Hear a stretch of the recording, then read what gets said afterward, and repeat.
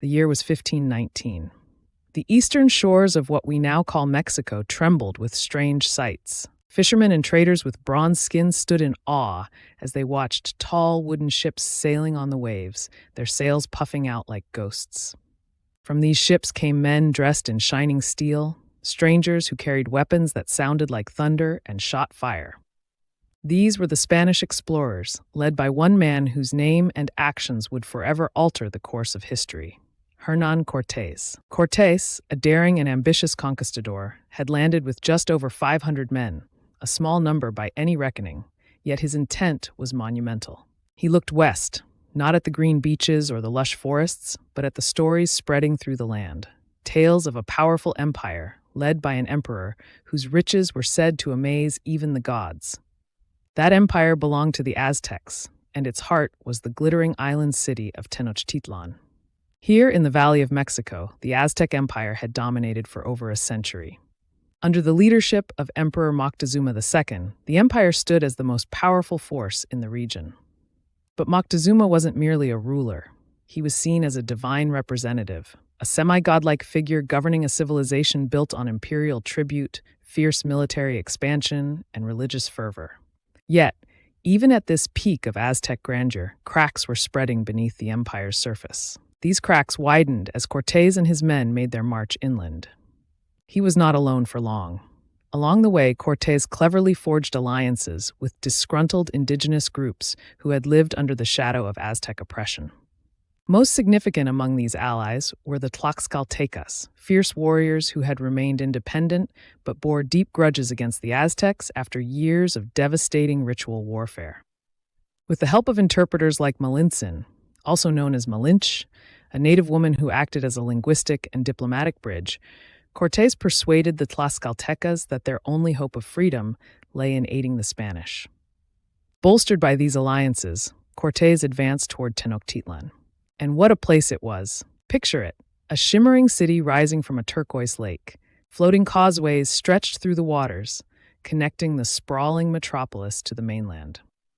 Tenochtitlan's temples and palaces gleamed with the bright colors of Aztec artistry, a tribute to their gods and a reflection of their vast wealth. For Cortés and his men, this city of wonders must have seemed like a dream, or a prize beyond imagining. Moctezuma, deep inside his palace, watched the Spanish approach with a sense of awe and mounting dread. According to accounts, he may have believed that Cortés was the fulfillment of an ancient prophecy, the return of the god Quetzalcoatl, a bearded deity who was said to come from across the sea. Whether fact or a convenient myth, this interpretation shaped Moctezuma's initial response, to welcome the Spaniards with gifts instead of resistance. When Cortés entered Tenochtitlan, he was awed by its beauty, but also sharpened his focus on its vulnerabilities. He took Moctezuma hostage within his own palace, a bold and reckless move that threw the city into turmoil. The Aztec nobility simmered with tension as the balance of power teetered. For a time, Cortés seemed to have the upper hand, using Moctezuma as a mouthpiece to maintain order. But harmony was fleeting. Events elsewhere unraveled the uneasy peace. In Cortés' absence, he had left briefly to confront a rival Spanish expedition. His men, panicked and mistrustful of the Aztecs, staged a massacre during an important religious ceremony. Aztec priests and leaders were slaughtered, their sacred rituals desecrated. Outrage erupted like wildfire among the city's inhabitants.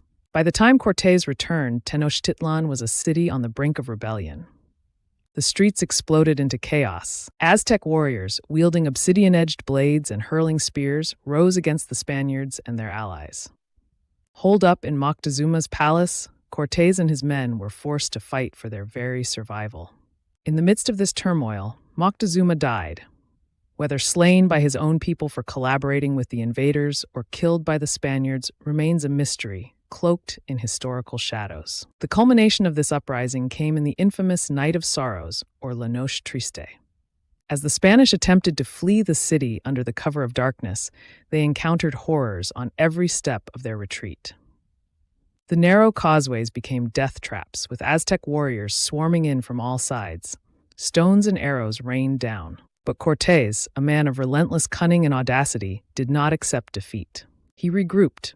He strengthened his ties with his indigenous allies and prepared for a final, all-out assault on Tenochtitlan. The siege began in 1521.